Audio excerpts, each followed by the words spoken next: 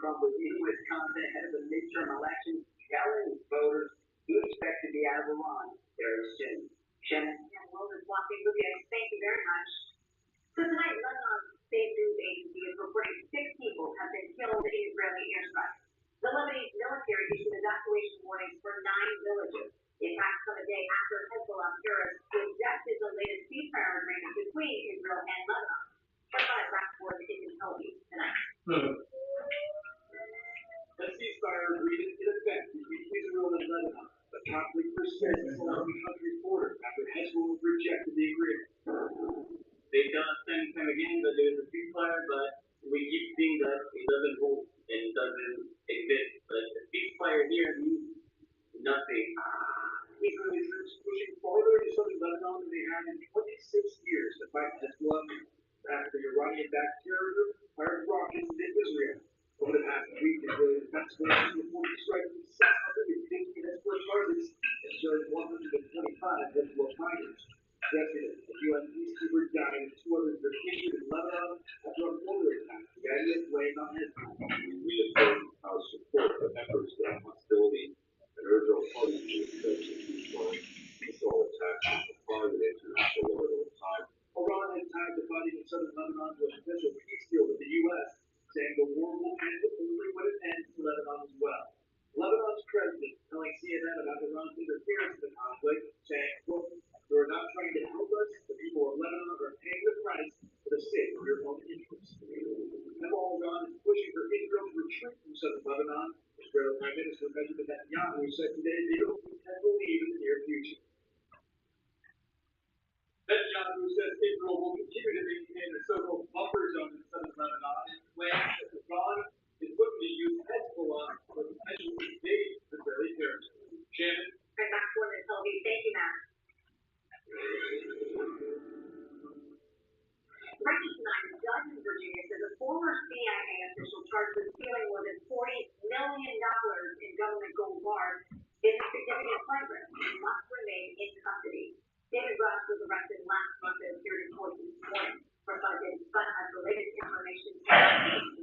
Investigation this story keeps evolving. Prosecutors today called David Rush, the former CIA officer, a quote master manipulator, but his attorney says he should have been released from jail pending trial. A judge disagreed, ordering him to stay locked up, concerned that he could skip town.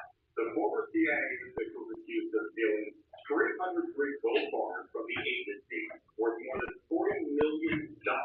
The FBI arrested Rush on May 19th and searched his Northern Virginia home. In addition to the gold, authorities say they found approximately $2 million in currency and approximately 35 Rolex watches. According to the affidavit, quote, between on or around November 2025 through on or around March 2026, Rush made several requests to a United States government agency, which we know is the CIA, to obtain a significant quantity of foreign currency and tens of millions of dollars in gold bars for work-related expenses.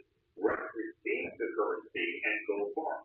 Now, it's still unclear, specifically what he did for the agency. In court today, Rush sat in a green prison jumpsuit and whispered occasionally to his attorney. Federal prosecutors said that Rush lied about some of his education while applying for a job with the CIA. They alleged that some of the funds are still missing, and Rush moved money into commodities that could be liquidated and difficult to trade. Authorities say the alleged deceit goes back to 2009. It's unclear how he was not caught sooner, but we expect more to come out at the trial. What's the defense attorney today admitted the case is, quote, bizarre and secretive, and added that her client's job is, quote, bizarre and secretive. The CIA put several officials on leave over this pending internal investigation over the handling of Rush and what happened. Shannon, a judge yet has not set the next court date. Man, I got a lot of questions. A lot. After your 4 more questions and answers, okay, that's what I was calling it. Thank you. Thank you. Up next, new and serious allegations against one of the country's most prominent civil rights organizations. First, here's what some of our Fox affiliates around the country are covering tonight. Fox 31 in Denver, as the Colorado court reverses homicide convictions against 2 paramedics. And then the 2019 death of a black man who was pinned down by police and injected with ketamine. A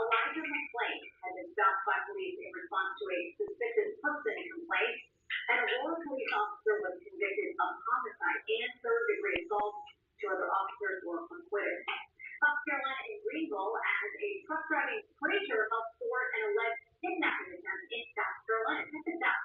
Anthony Moore was driving around in Aiken County when a woman ran directly into his path with her hands cuffed behind her back. That same video led to the arrest of the alleged kidnapper. Moore said it was a divine assignment from God. And my side in Georgia, Sarasota, the lead is wrong. When she trained Kentucky Derby winner Golden Peso to the Belmont State at Sarasota Race Course. She's almost the first woman to train these Derby champions. The third race in the Triple Crown will take place at Sarasota tomorrow for the third and final time before returning to Belmont Park next year. And this is the last week's progress of Fox 32. The big story there tonight, the Bears announced the team will move forward with plans for new stadium development project in Kansas, Indiana. The decision follows the Illinois General Assembly's failure to pass a stadium financing proposal before lawmakers return to their spring session. Indiana has already approved legislation supporters say could provide up to $8 billion in incentives for a major development near the Illinois border. That is tonight's live look outside the Beltway from the special report. We will be right back.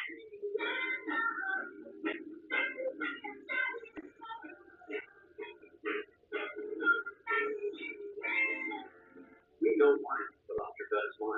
The time, the cost, the anxiety.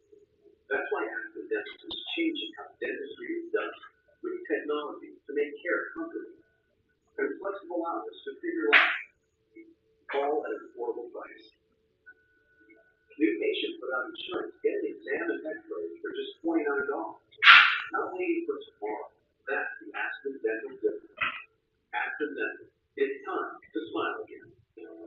If you're a tool person looking for high quality, affordable tools, we know where to find them. Harbor Freight, all over the store, every day. At a time when the price of tools, everything else, only seems to go up, we're working hard to keep prices down. For quality tools you love, stop by Harbor Freight today. Unbeatable deals. Great parking lot sale. Don't miss out. Arthritis, causes pain, and your joints. Unlike those, while very gel is a plastic inside of pain.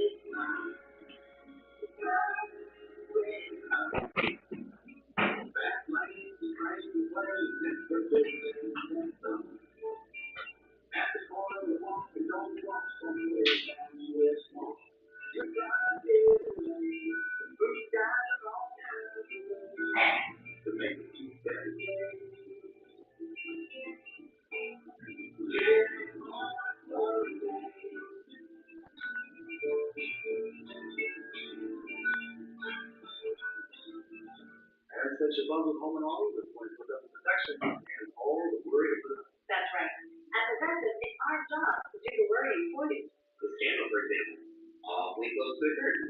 And when was this porch built? Did they have building codes back then? I have no idea, Brian. Do people know when you're acting in the toilet? How many fires do you really keep in your sleep? Yes, when you bundle home and worry, you can be free of all these worries and more. Because we're already worrying for you. Oh, and the answer is 8 seconds. The Senate passed legislation to fund President Trump's immigration enforcement agency early today. The $70 billion bill to pay for immigration and customs enforcement and border patrol for the next 3 years won approval after Democrats blocked the money for months. The measure will now head to the House, which is expected to take it up next week. Federal judge is striking down a Trump administration policy that makes it harder for immigrants from dozens of countries to enter and stay in this country. The plan was enacted after last year's shooting of 2 National Guard members, allegedly by an Afghan national living in Washington State. The judge says the policy threw the lives of countless immigrants living in the U.S. into what he calls indeterminate legal limbo. There are new allegations tonight against one of this country's most prominent civil rights organizations. The Southern Poverty Law Center is accused of several crimes, including using at least $4 million informants who bought materials for the Ku Klux Klan. Correspondent Madeline Rivera has details tonight.